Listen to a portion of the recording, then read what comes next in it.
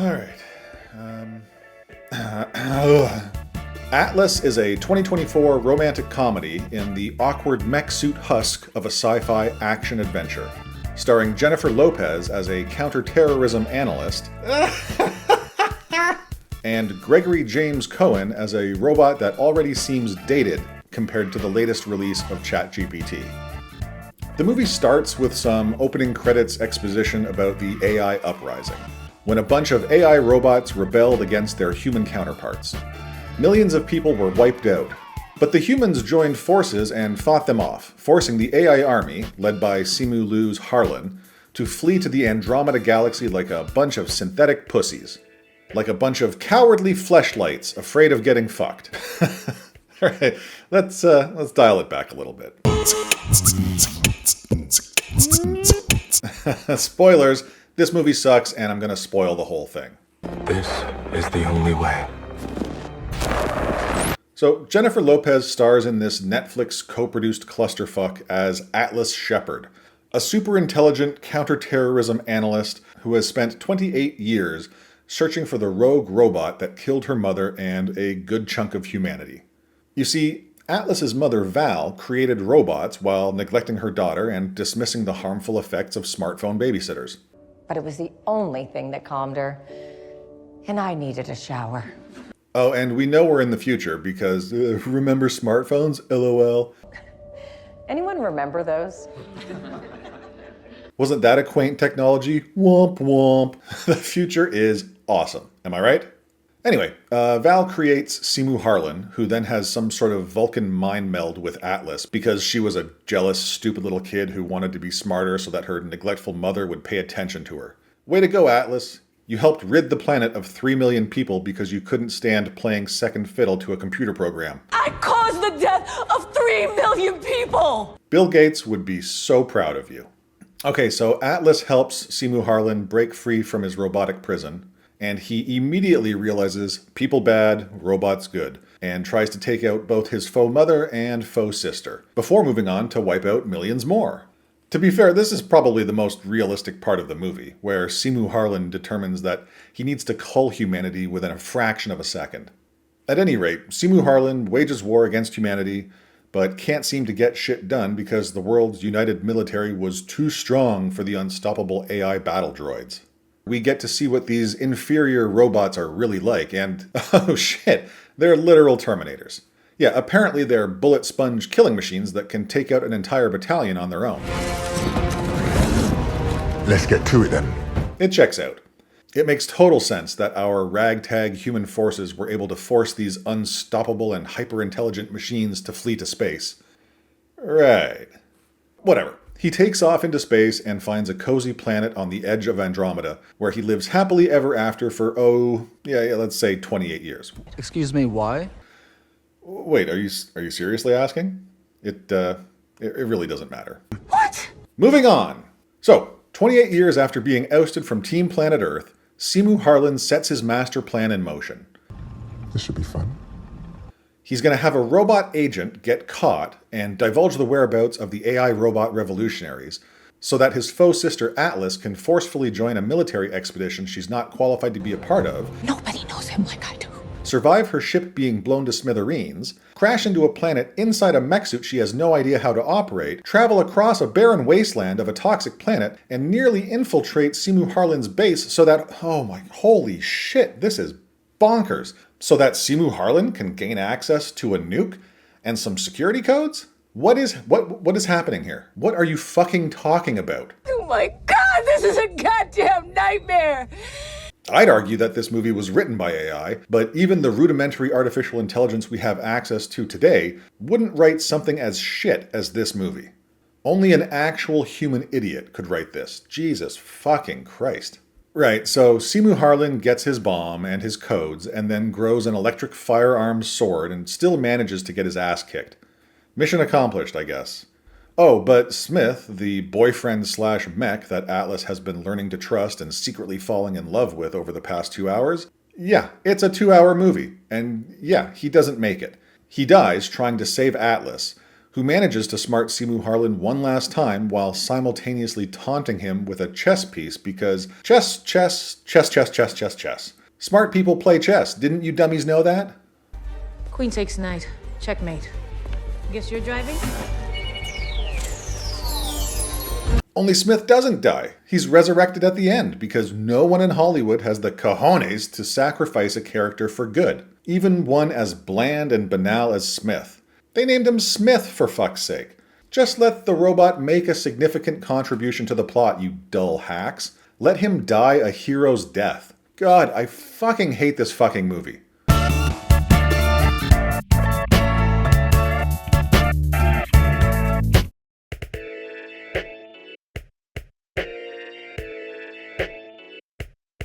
Before we pop off on all the things that make this a terrible movie, let's take a moment to appreciate a few things this movie does right. Sterling K. Brown. Other than the terrible exposition-heavy scene with Mark Strong at the beginning of the movie, Sterling does a decent job.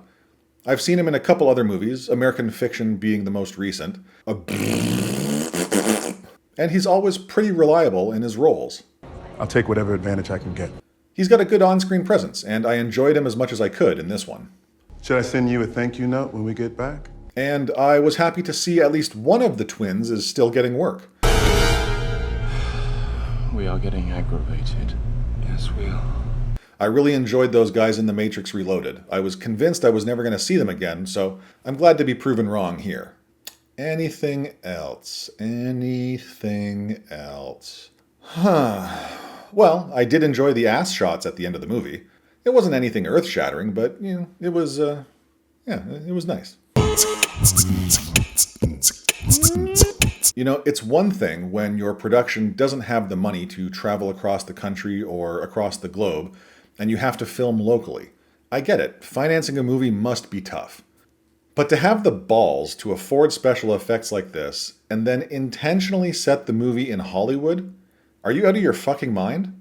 The narcissism, the absolute vain, center-of-the-universe hubris of these assholes. Unless it's meant as a joke, in which case... No, it still doesn't make it better. Fuck Hollywood, and fuck this movie. Eat shit! And the name, Atlas Shepard? Ugh. What a name. Somebody played a little too much Mass Effect during the lockdown. Duh. This whole movie feels like it's pandering to gamers. The visuals, the mech and mech HUD, the weapons rundown. Just stop. Stop trying to appeal to video game players. They don't want to watch shitty sci-fi movies. They want to play shitty sci-fi games. And I touched on J-Lo's ass in the previous section. Is that a joke? Sorry. But I've got to say, it makes disappointingly few appearances. You know what? I'm not doing this. I just don't understand how you're going to hide that ace in a mech suit for the majority of the movie. What were they thinking? Enough, okay? You have plenty, that's it. How about Atlas's mom, who seems like a terrible mother? She neglects her child, neglects her husband, who abandons them for another family. She shows more affection to a robot. What a bitch. And how about Mark Strong? I really like him as an actor, but is anyone else getting kind of tired of him showing up in bad movies? Can someone find him a better agent, please? Yeah. Simu Liu. Sorry, I don't buy him as a villain. The script didn't help, but above and beyond that, he just doesn't fit the evil robot mastermind vibes this movie was trying to go for. The guy who played Casca would have been a better Harlan. And his name is Abraham Papula. That's a fucking name. And I'm sorry, but the electric flaming army sword/whip bullshit, what the hell was up with that? I mean, I get it. There was plenty of time to do it. Simu Harlan had 28 years of dicking around in another galaxy to retrofit his arm with some weaponry. I mean, what else is the guy gonna do? But I don't know. Something about it just felt lazy and unoriginal. Ooh, look, it's a sword. It's coming out of my arm. What? Oh, hey, look now, it's a whip. Ooh, crazy. Fucking crazy. Stupid. That's what it is. Oh, and we get it. Humans bad. Humans make things bad. Boo humans. It is only a matter of time before they destroy themselves. Can we get a villain that doesn't exist solely to point out how flawed humans are? I'm surprised we didn't get a drawn-out monologue about how our use of fossil fuels is hurting Mother Earth and we must repent or die. And I know that's more or less what he's going on about. I guess I just expected it to be longer and more tedious. Maybe they're saving that for the director's cut. And lastly, can we please get better special effects? Hire back a few of those experienced animators you used to have and start making some believable visuals. I'm not saying the whole movie was bad, but there were definitely a few dogshit moments. Maybe use a few practical sets so the animators can work some regular hours and not have to pump out obvious green screen dreck. Or save the best CGI for the showstopper scenes at the end of the movie. You don't have to front load all the good stuff and skimp on the climax. I know there's a joke in there somewhere, but I'm too tired to work it out. Besides, I've got questions. What is with the fixation on coffee as a defining character trait? Quad Americano. It's your favorite. I need a coffee. But more than anything, I like a good, strong cup of coffee. Atlas is obsessed with coffee, but in a weird way where she doesn't really know what kind of coffee she likes. Wanted a good cup of coffee. Is it a quad Americano? Quad Americano. Quad Americano. Excellent choice. Quad Americano. Unable to comply. Or a black coffee with 3 to 4 sugars? I like 3 sugars, sometimes 4 in my coffee. You prefer coffee. Black. With 3 goddamn sugars. Because those two are not the same. Wait, how did it know I wanted coffee? How did no one catch this during production? Was it too difficult to fix in post? Best goddamn cup of coffee I ever had. And no, Smith, she doesn't prefer coffee. She's obsessed with coffee. But when it comes to cake or pie, I already know the answer. she actually likes both, you dumb motherfucker. I like both. How do the creators of this movie expect us to believe in the intelligence of the two protagonists if neither of them understands the difference between a pun and an idiom? We are literally stuck between a rock and a hard place. Puns? Being stuck between a rock and a hard place, that's not a pun. Seriously? I mean, I guess it is kind of punny how they could fuck up something so simple. It makes them both look like a couple of idioms, if you know what I mean. And I'm sure I'll catch heat for this, because age is just a number, right? Well, that's a bit reductive, but... But let's put this together real quick. This is gonna hurt, right? Yes. Casca was last seen nearly 3 decades ago, yeah? When he escaped from Shepard Robotics with Harlan, right? He was last seen nearly 3 decades ago escaping Shepard Robotics with Harlan after he attacked Freeze them. 4. When Atlas was 11. So hold on a sec. Are you trying to tell us that in this movie, J-Lo is playing a character who is supposed to be 39 years old? You look old. I'm not criticizing or making fun. I'm just double checking. 39? 39 years old. Am I wrong? So I'm the defective one. Did I miss something somewhere? I'm just 39, yeah? Okay.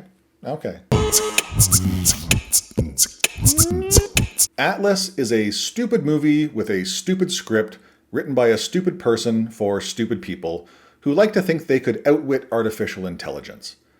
It was clearly conceived by someone who lacks a fundamental understanding of how intelligent artificial intelligence would actually be. Your logic is sound. I'm not pretending to be some AI genius, and honestly, I'm significantly dumber for having watched this movie. Exactly. But god damn was this some stupid writing. My pronouns are she and her, not it. Jenny from the Block may have faith in humanity at the end of this movie, but I sure as shit do not.